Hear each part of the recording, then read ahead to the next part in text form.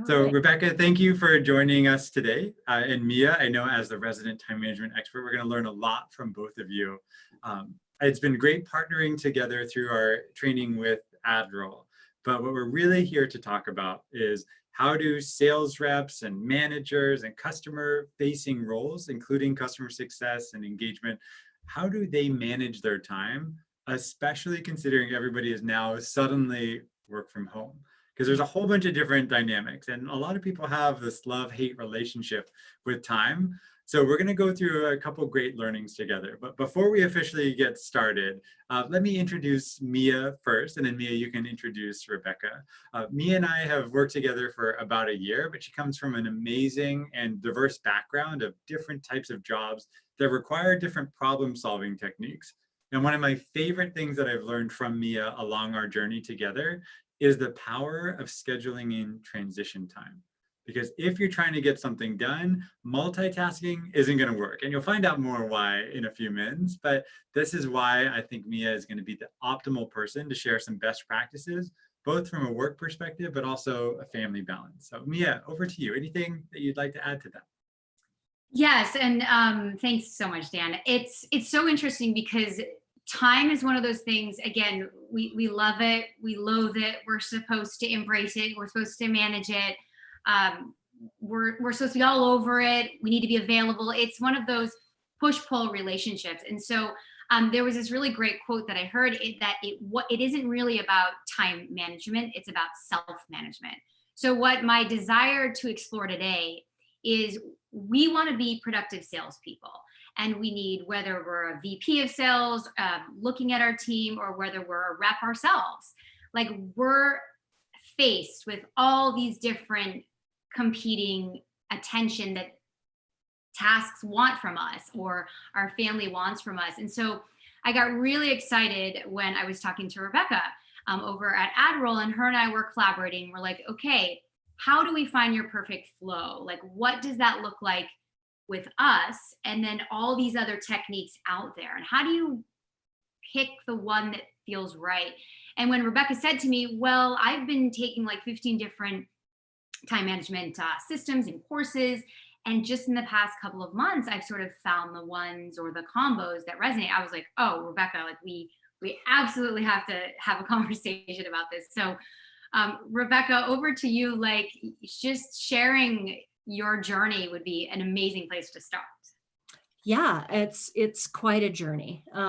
As we were kind of discussing before, for me, and I think for a lot of people, it all kind of starts with being introduced to like the Stephen Covey 7 Habits, and the whole idea of putting things first, or big rocks versus little rocks. And that definitely in my professional life kind of kicked off my thought processes around, how do I make myself the most productive while I'm at work? But what I've definitely learned, and something that I discuss a lot with the sales reps that I work with, is that you change, your work life changes, the makeup of your job or your work environment, it changes over time. And so I feel like pursuing solid time management strategies, it's an ongoing journey. And I think it's you have to be a student of it, because what was working for me 2-3 months ago isn't as applicable now. I don't have the energy of my office. I don't have my morning commute, my evening commute, my coworkers around me all the time. So, things are just, they're so different now. Yeah, it is a different climate. And you and I have also talked about juggling family, and a lot of us working from home, and all of a sudden it's cute, we'll see these little heads bobbing here and there.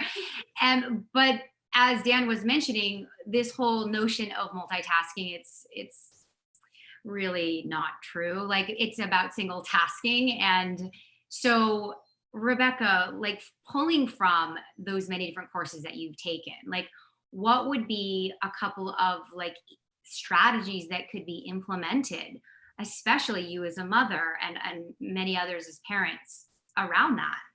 Yeah, definitely. That's a conversation I've had with a couple of our sales reps recently. We've got the two sides of the coin right now for our sales professionals at AdRoll.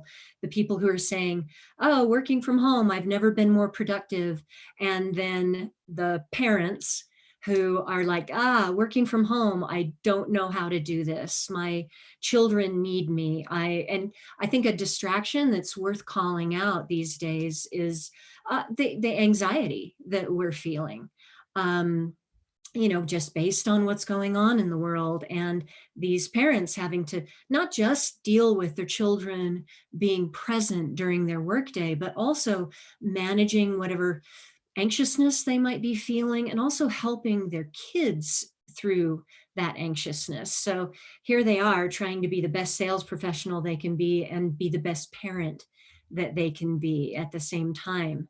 Um, and a couple of the conversations I've had, and my favorite thing, and I think I mentioned this to you, my concept that I learned recently was that Einstein window, and becoming very aware of what time of the day you are at your peak mentally. You're in your zone, getting the hard tasks done just doesn't feel as difficult as it might later. And for me, I'm a very early riser. I got that from my father. I've always been that way. So, for me, that Einstein window is definitely the earlier hours of the morning. And a couple of conversations I've had with the young parents on our team has been around, work with your partner, sit down with your partner. If you've got I think a lot of people have a pretty good idea of when that Einstein window is for them. And work with your partner, and if the two of you can trade off on running interference with the young ones that are in the house, so that Einstein window for you can be clear and clean. So maybe that's cold calling for you, or prospecting, whatever those kind of tougher things are for you as a salesperson. Collaborate with your partner, if that's at all possible. So I think that's a big one right now. Yeah, you're bringing up something actually that's really top of mind for me. I need to go run and check out the little guy because it's his nap time and he's starting to fuss a little bit. But I love that comment about the collaboration, finding the right rhythm of your partner or spouse or even anybody else in the family that you have to deal with. So I think that's a really wonderful way of thinking about it. Definitely. I'll be managing the chat in the background, so I'll still be here. But Miya, over to you. Okay, perfect. Rebecca, what's really great about what you were saying too, and it's something that my husband and I've implemented, is we actually have like Monday morning huddles that we will get together, and just like you would in a company. So we meet, we look at the scope of the week. So that might be something like, oh, I'm going to have these live meetings, or this time that I need to be doing my calls, or I need to do these kinds of more deep dive focus emails or creating. And that's when we really, really have to be honest with our time boxing. It's almost like saying, okay, like we can't squeal out of it, because if we have somebody covering our kids at that time, it's like, no, I have to honor this time block. And so that huddle sort of on the Monday and then even on the Friday, like how did it all go? I've seen work well, and I do myself. And it's just a way to really, like you said, like tag team with whomever, even if it's a grandparent or, it's like a roommate, like how do you manage? It requires like a pretty deliberate plan. Has anybody mastered that, or is anybody, little tricks even within that? Because that's the whole family, like keeping the bosses happy, but then there's like the family bosses, right? So it's like we got to be taking care of both sides. That's such a great way to put it. It's a huge topic of conversation at AdRoll right now. They've actually even like spun up a work from home task force. Oh, wow. To be thinking about these bigger concepts for everyone to stay productive, manage their days well, hit goals. We've got to hit those rev goals. but at the same time, we're lucky. AdRoll is a company that's very, very cognizant of work-life balance for us. Mhm. So I love that idea of, and I'm going to steal that from you. Steal it. Steal You away. know, I'm going to put that out there to our sales managers. But Yeah. taking that idea of the Monday morning, the morning huddle, Mhm. and bringing it into the house, because if you think about it, I mean, a family is a team. Totally. Hopefully it's a team, Yes. right? Yes. And hearing what I've heard about, conflict with partners at home, so much of it is around household tasks, that have to be done. I don't know if you've noticed, but houses get a lot messier and dirtier when everybody's home all the time. Yeah. Uh, Yeah. and then, the little ones, and dogs and cats that I feel like my cat has reacted the same way my friend Angeline has said her kids are reacting. They're so psyched that she's home. Yeah. Mom's home. The kids are taken out of their social sphere, and now mom is here. Yay, best thing ever. Not as much for mom because she works, she has a very high impact job. But just seeing, my cat comes in, he hears me talking and in my lap, right? Yeah. Now I can shut the door Right. on a pet, but our kids, we can't. So that's such a great idea of the kind of family huddle. And I think kids that are maybe old enough to understand the importance of all of it can absolutely be included in that. I don't know how old your kids are. Do they get to participate in the family huddle? Yeah, we try to. So a couple of fun things. Actually, I was sharing with some other groups is we've got situation, pain, and impact, and so it's very applicable. Sounds familiar. Yes, exactly, right? It sounds very familiar. And so this is an idea where it's like, okay, girls, here's the situation. Like, I've got these many activities this week. I've got this on my plate, and these are my deliverables that I need to hand in, or these are the projects that I'm working on. And so what happens is it is that huddle. It's like, these are the activities that you guys are going to have this week. This is to my husband, these are to myself. And so it requires almost like a mini job description. Like, these are the things that everybody's going to be doing, and this is the pitching in that has to happen. It's very much like a team. So, we can bring in even versions. I was thinking about like fun things, like I'll say to them, like the Pomodoro, so we have a 25-minute little sprint and then a 5-minute break. And so they've actually started to use this. And so it's like, okay, for 25 minutes, it actually thinks it's ticking right now. You guys are going to go do this concentrated deep dive focus. And what it's doing is it's guiding. It's kind of like we're training our kids that this is a work environment as well. And so then they say, okay, for 25 minutes, we're going to do this. And then that's when a rep could be like, you know what? I'm just going to knock out this many calls, or I'm going to do this many emails. And so you really do have to get everybody on board in the house on the common objection, or the common objective and the common goal. So I wanted to tease out from you, Rebecca, is like, you said you've tried different methodologies and such. Like, so we talked about like the Stephen Covey 7 Habits of Highly Effective People. We know there's the getting things done quadrant. You said sort of your Einstein moment. Like, what else have you, what other courses or what other like frameworks that you could sprinkle in would be so fun to hear?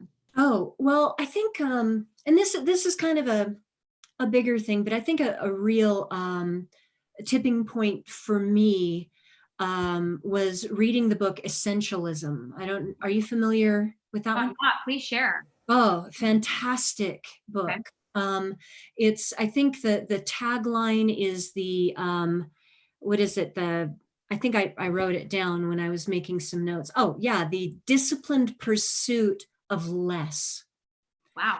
And what I love about it has a lot of those professional strategies, from email to meetings, all of that kind of thing.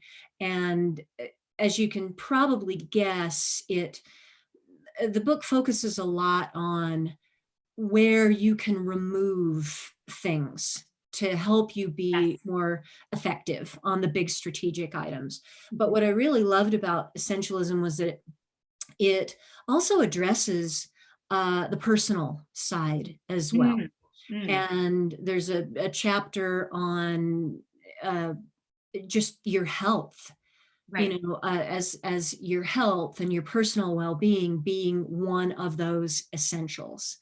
And just the right amount of sleep is a big topic in that book, which, as when you're coming up as a young, ambitious professional, and in sales, we're surrounded by nothing but young, ambitious professionals. You say yes all Yeah. the time, and you are Totally. constantly kind of seeking to be everything to everyone, right? Mhm. Building yourself as an essential person, as a valuable person on your team. And essentialism kind of helps you to really drill down on, what can I do? Mhm. Should I be doing that? And to maintain my personal effectiveness on the work side, and then my effectiveness at home Yeah. professionally. And I actually read the book in a book club with some executives at the company I was working to prior to being at AdRoll. And wow, that particular chapter was a big wake up call Yeah. for these people who have reached pinnacle level of their professional world, Yes.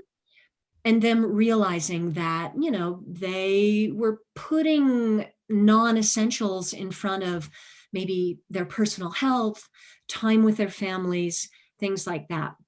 Absolutely. So I found that book to be incredibly powerful that way.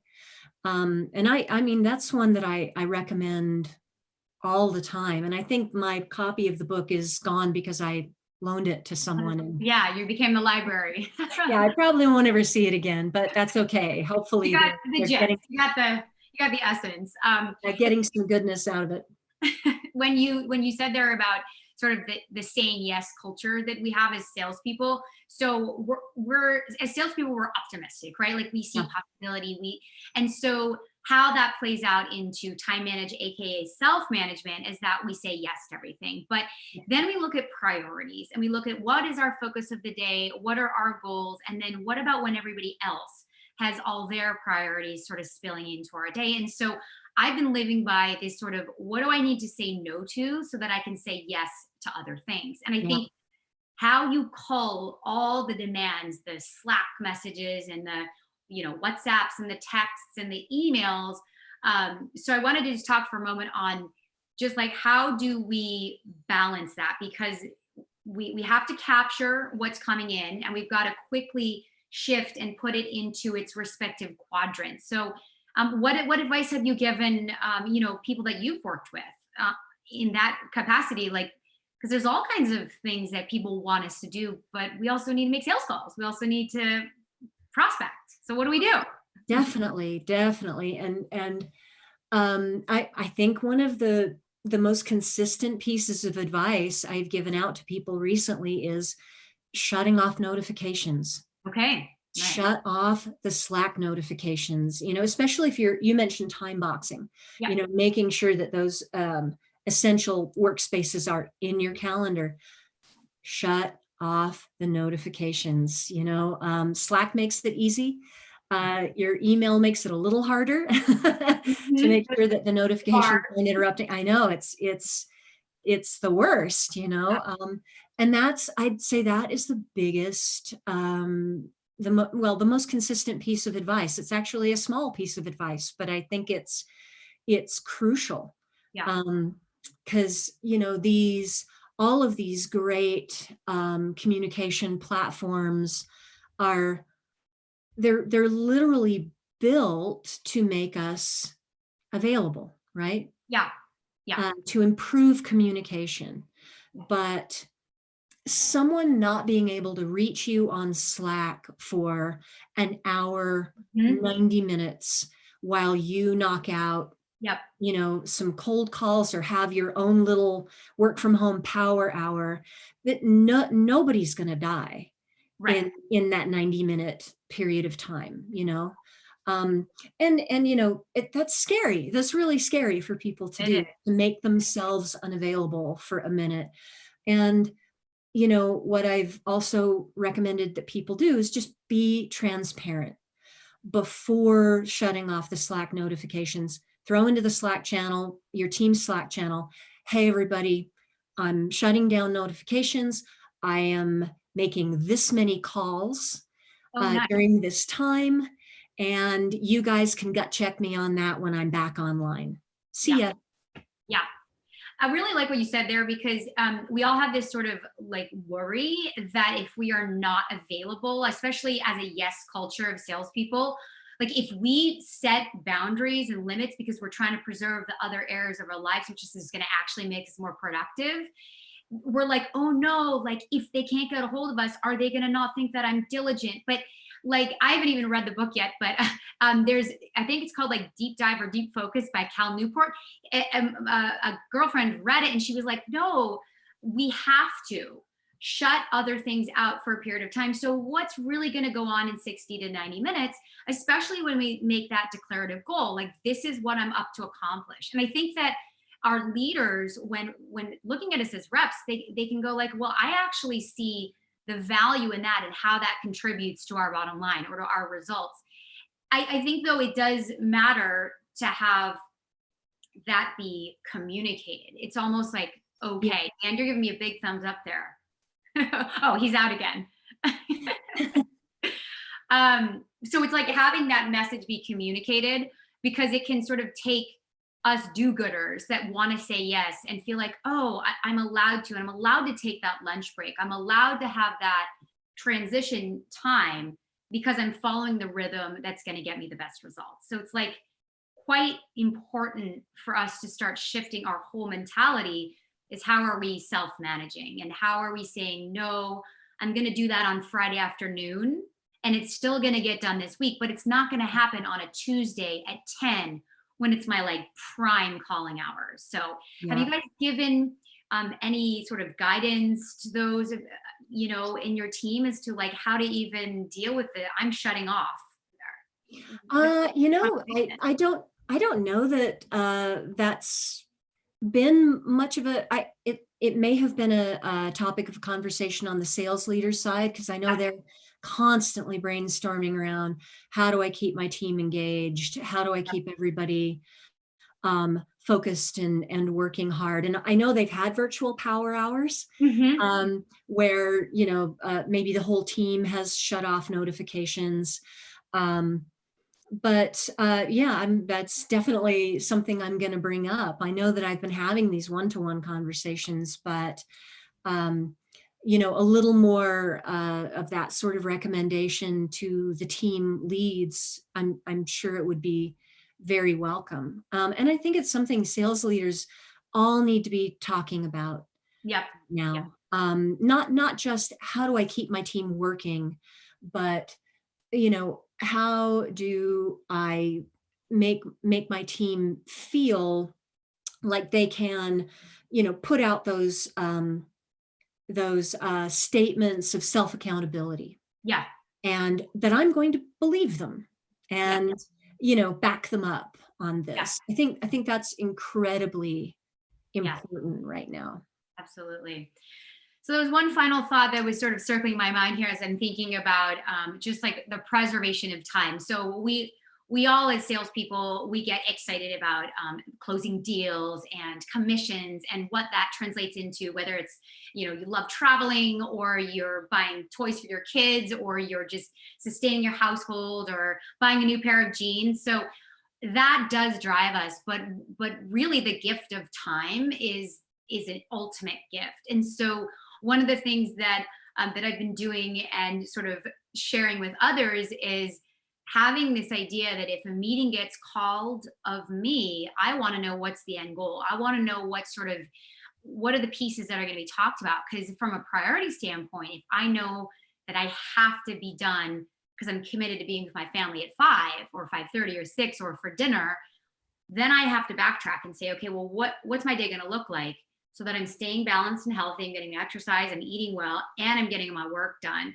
And so by almost creating these boundaries of like, I need to know what is the intent of that meeting, what is the end goal, what are we covering, then we can feel comfortable saying no or yes. And it's cool because it's like this preservation of our time. And if we start to even put things in our calendar, my colleague, she did this like do not schedule or okay to schedule over. It's like we have to give each other cues. So I just wanted to kind of tap into that final thought there. Like what do you think about systematizing things or creating, almost like ways? How do you see that rolling out? Is that too crazy of an idea? Is it trying to control Oh, everybody or not?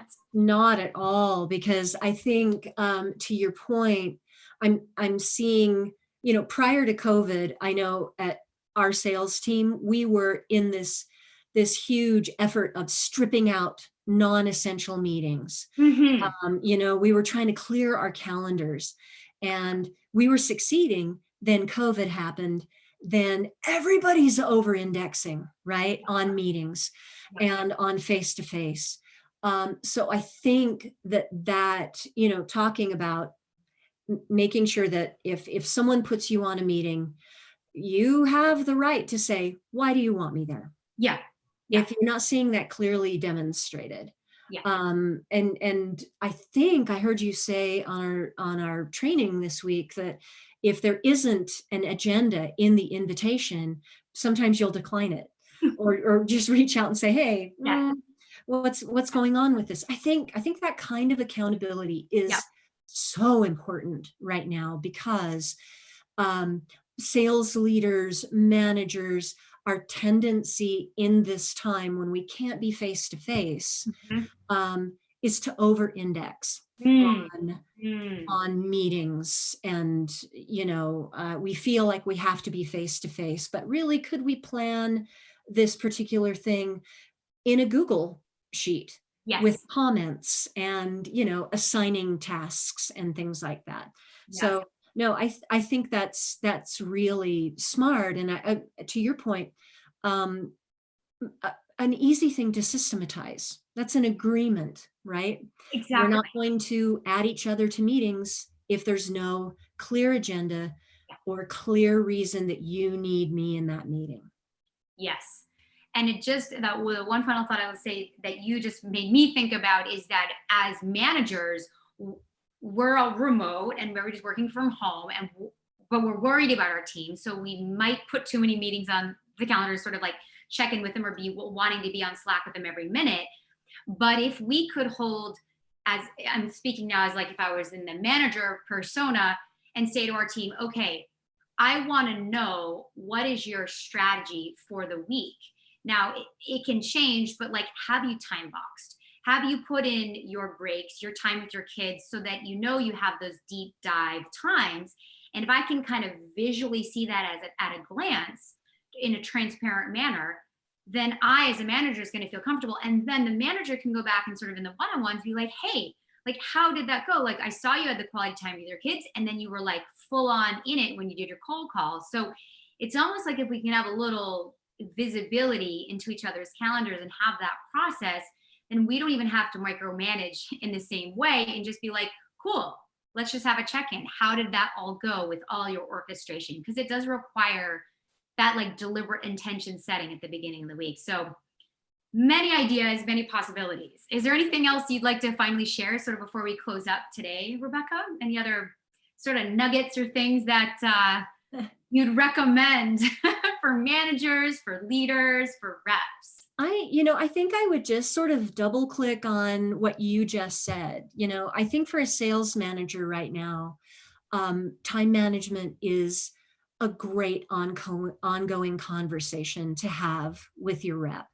Because I think in one-on-ones, sometimes those get so revenue focused that talking to a sales professional about how they're managing their time, if they need any help, any suggestions, I think that should be a discussion point weekly. Because that's, I mean, I think it's something that everybody is finding themselves in a new challenge with. Yeah. Absolutely. Well, I get really jazzed about this. So Dan knows I could go on for hours. So Rebecca, thank you so much. It's been amazing to sort of hear like how you're thinking this through with your team, and like you're connected to leaders and you're in a leadership space. So I think just to keep these conversations rolling and to encourage everybody that this is something that we're all dealing with, whether we've been doing remote forever, whether this is totally work from home, kids, no kids, dogs, cats, no dogs, no cats. I mean, it's all a legitimate thing, even if we get distracted by like a little pop-up ad that comes on Instagram. Like, we have to figure out a way of ultimately finding what is our flow, and to treat it like a buffet. Like you said, let's go grab a little bit of this, a little bit of that, try it out, see how it feels, and then have somebody else to hold us accountable for like, how did it go? I think we're going to see a huge improvement in sort of the balance of people. And hey, who doesn't want a balanced person? They're going to produce way more than somebody that's unbalanced. So yay for time management, really self-management, and super fun to dialogue with you on this. So Yeah, thanks for the invitation. yes, absolutely. All right, see everybody in our next conversation. Thanks very much.